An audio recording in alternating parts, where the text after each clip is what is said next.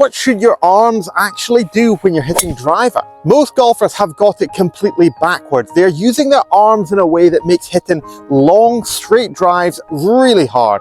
And I'm going to talk you through exactly why. Before we get started, if this is the first lesson of mine you've seen, please consider subscribing to the channel so you never miss a free lesson. I put them out every single week. So what's the purpose of our arms in the golf swing? They are pivotal for creating club head speed, which helps us hit massively long drives because they help us create leverage. With our arms, we can get the club much further from our body.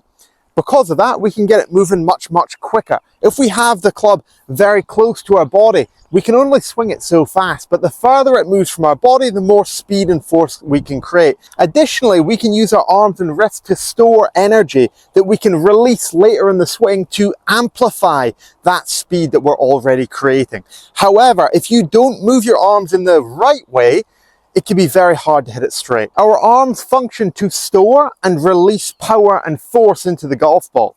They work up and down, storing, releasing power. They work in this way.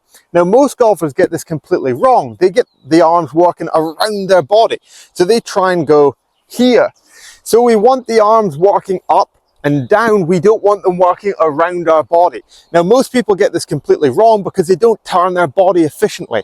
The job of our arms isn't to go around, it's to go up and down. You're probably thinking this looks really strange, and of course it does, because I've got no turn here.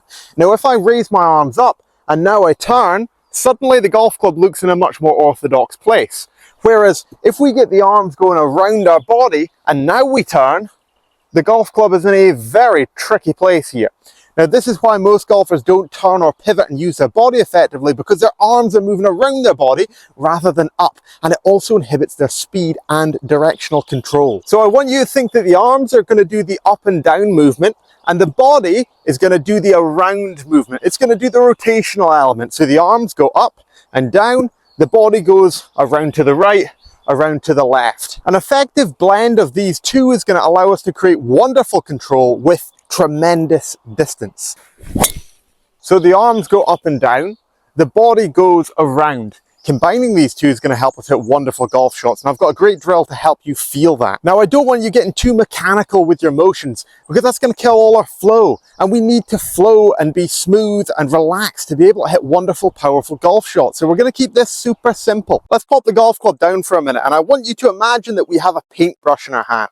Now, we've got a ceiling directly above us, and I'm just going to bring the paintbrush straight up to touch the ceiling. Now, I've got to get this paintbrush working in a straight line down the ceiling. So I want you to imagine it's going to work in this fashion. It doesn't want to work out this way.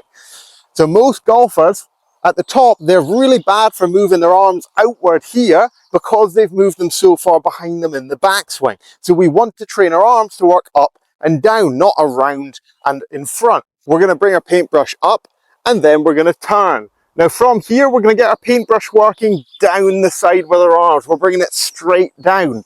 I don't want you thinking your hands are working outward. They're going to work straight down. Your arms go up and down. They drop straight down. This is key. Imagine you're getting that paintbrush to work straight down the side of a wall here as it comes down. It doesn't work outward in front of the wall. It keeps down beside the wall. And as we bring that paintbrush down, we're going to flick the paint down here. We're going to imagine we're going to throw the paint at the bottom. That's where we create our speed and our force. We throw the paint down here. We're bringing the golf club back into play. So I want you to grab your club now and try and have that same feeling. So it's down the wall with the paintbrush and flick at the bottom. So it's up with the arms, down with the arms. You want to think you're going to get that paintbrush down the wall and flick it at the bottom. Get really comfortable with this. Watch the club arc around me here. The club and hands work down, and then they flick. They throw the paint down at the bottom. That's where I create my speed. That's where I create my force. I'm not moving the arms around my body. They work up, they work down, they work in this fashion, but I'm just turning the body at the same time. Let's hit one and try it out. So I'm just going to imagine I'm flicking that paint. It's down, it's throwing it at the ball. Let's put it into action.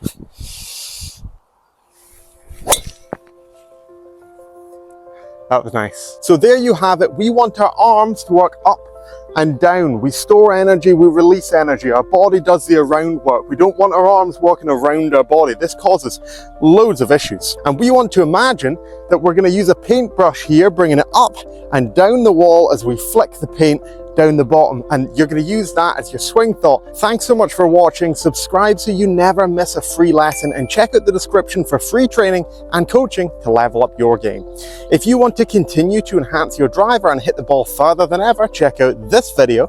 And if you want to look at 3 ways you can improve your scores, check out this video. Thanks so much for watching. Have an incredible day.